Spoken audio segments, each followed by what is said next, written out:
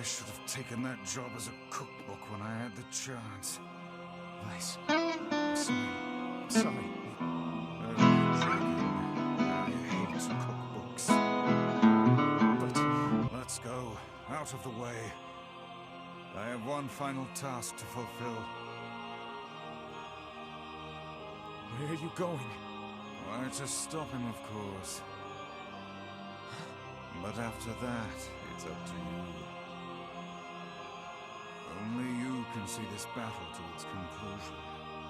I wish you luck, my friend. You can't. I swore I'd always fight by your side.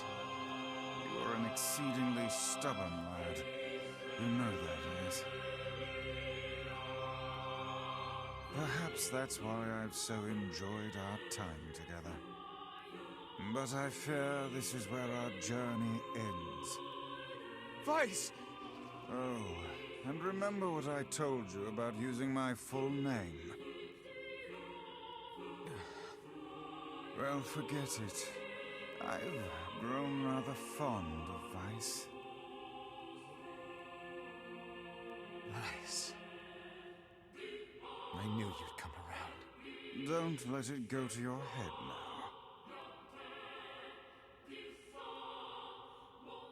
And just ignore your wishes until... yeah, you know. First one is powers. I have something to defend. I have a reason to live.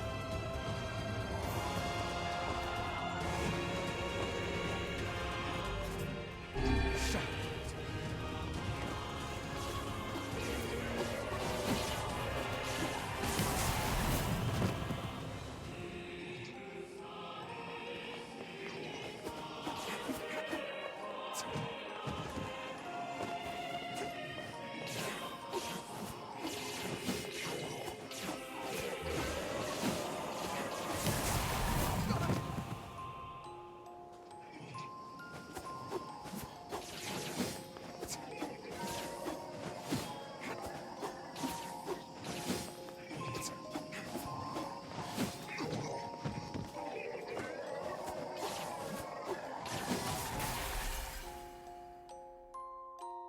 Need the quick one there.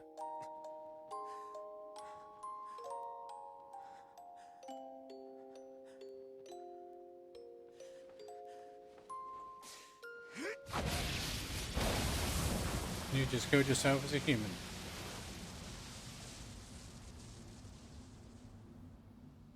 Well done, Smeghead.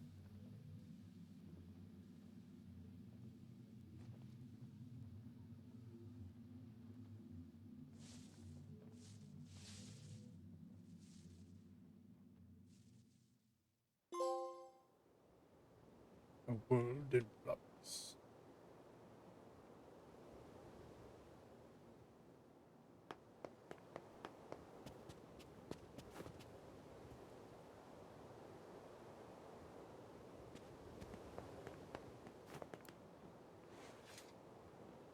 Is Iona all right?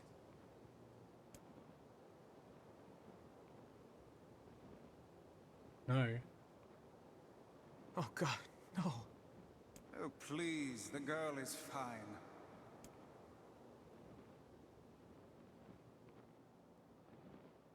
Vice? Where are you? Are you okay? I am as well as can be, considering I have lost my physical form. Oh, it's gone Doubtless Obi-Wan. my voice will be the next to go, so listen closely. Your sister is safe. Do not mourn her, and do not give up hope. Instead, you must call her back to you. How? Use your memories. Recall the times you spent with her. Present her with proof that the two of you live still, and that your lives have meaning. I don't know. Typical. But take heart. I know you can do it.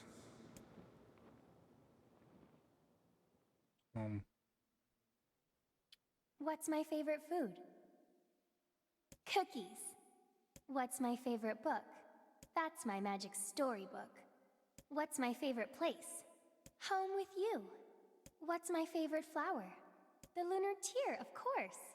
Oops. Okay, one more question. Who do I love more than anyone?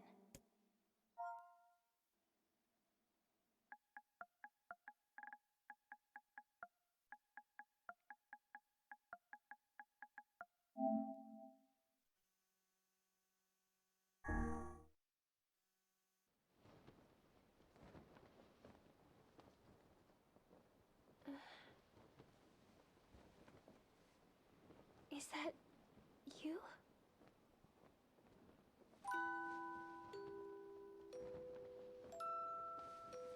Yona.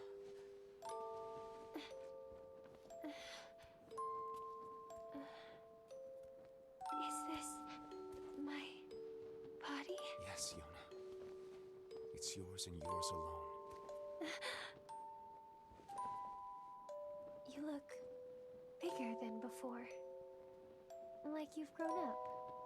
Well, yeah. I guess you haven't seen me for a while.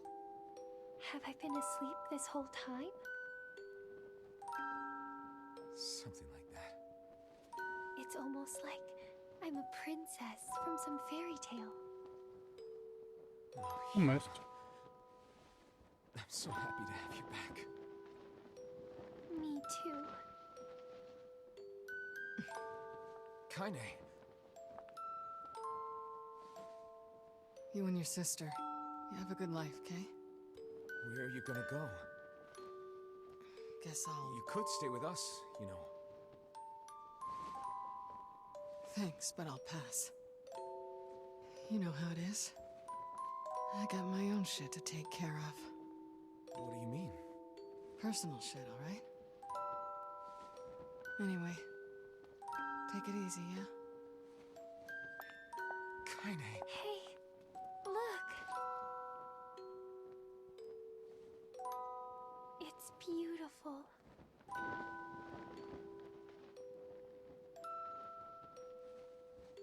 For the longest time, I heard someone telling me how they wanted to see the light.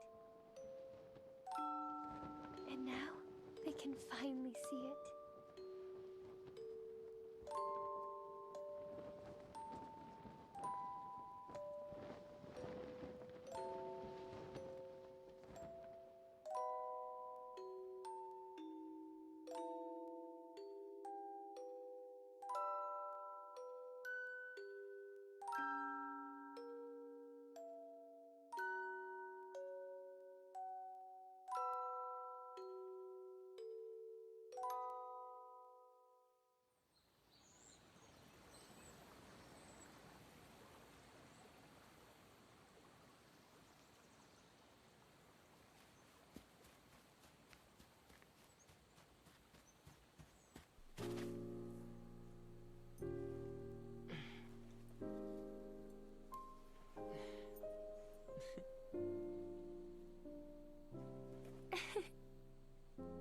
Thank you. I love it. No, you should. It cost me a fortune.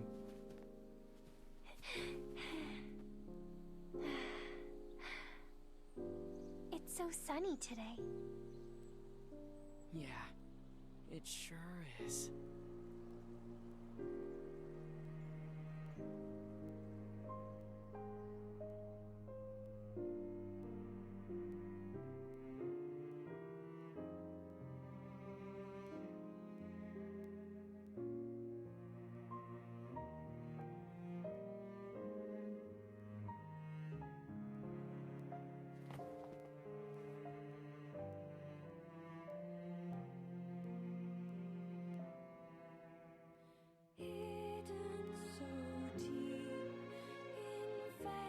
Okay.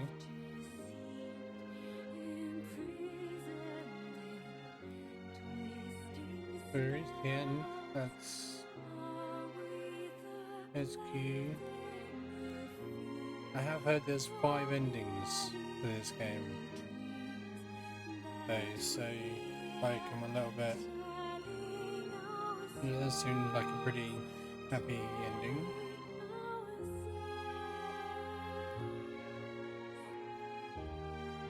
I can't see what could have done any differently.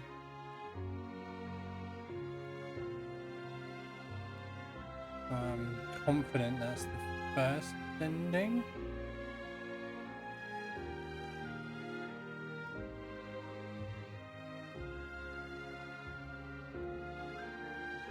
At least it's all in alphabetical order, so we know how long this will be. Interesting way of doing the credits, gotta admit. Slap everyone on in alphabetical order.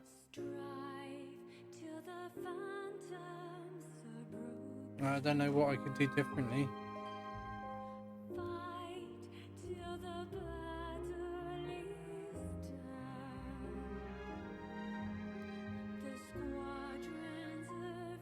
It was fun. I think the stakes ended up like, you know, the people dying. There were just too many people dying. Kanye died far too many times. Emil dying was a little bit brutal. I didn't really feel it.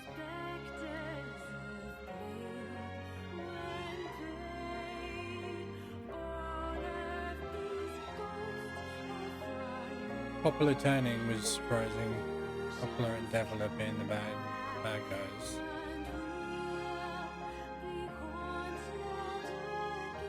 And then the Shades being human is sort of, and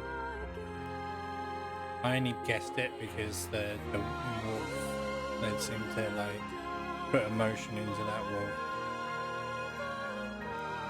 And didn't do it for any of the others, like the Scorpion at the beginning, no emotion in that.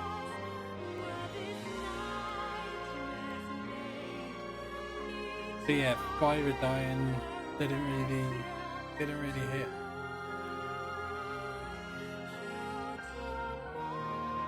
That dog dying, not only you're on a mission to find someone's dog, you find him dead. That was brutal. And they just tried to hit that kind of note too often. I know, it became desensitized. Nugent. Real name, innit? Never met anyone called Nugent.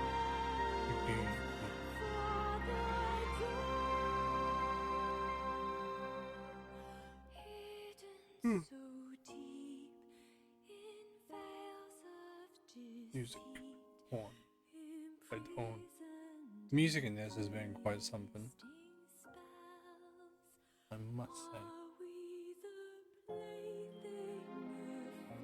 Any criticisms over there in the cheap seats? Doesn't have anything to say.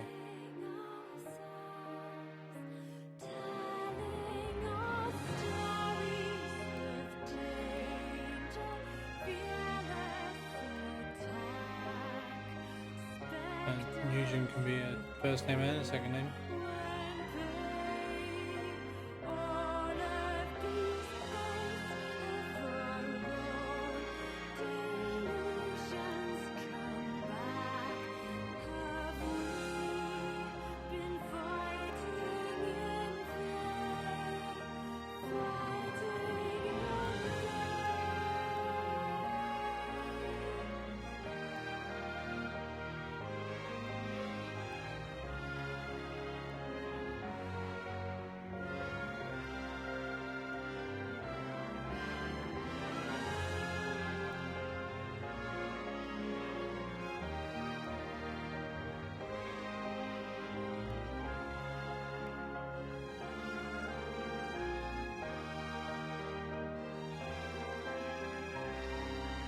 But yeah, I mean, not a bad game. Definitely not a bad game. Fun. The story did things, certainly. Quite interesting things. No, alright. Yeah, let's save it there.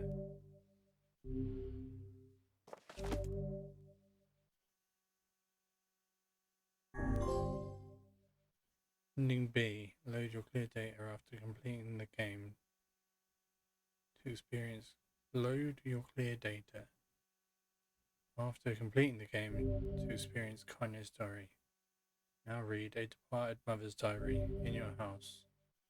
Wardrobe has been added to the options menu. New outfits can be obtained by progressing through part modes. Change music has been added to the game.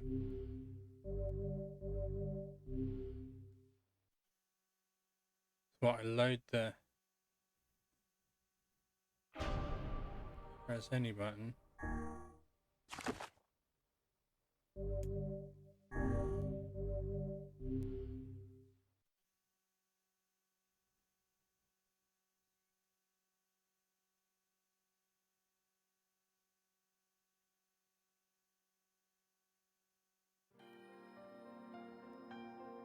Whenever I interacted with Kaine, I was reminded about something from my past. Maybe my mind has been confusing her with my sister this whole time. Anyway...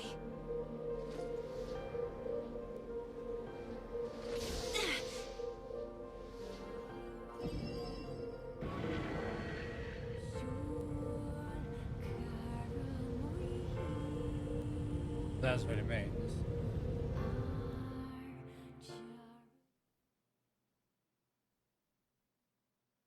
Chinese dreams, discrimination. Sound of rain filled the village. Few cliffs that surrounded the area magnified the sound, causing even the slightest drizzle to rattle like a thunderstorm.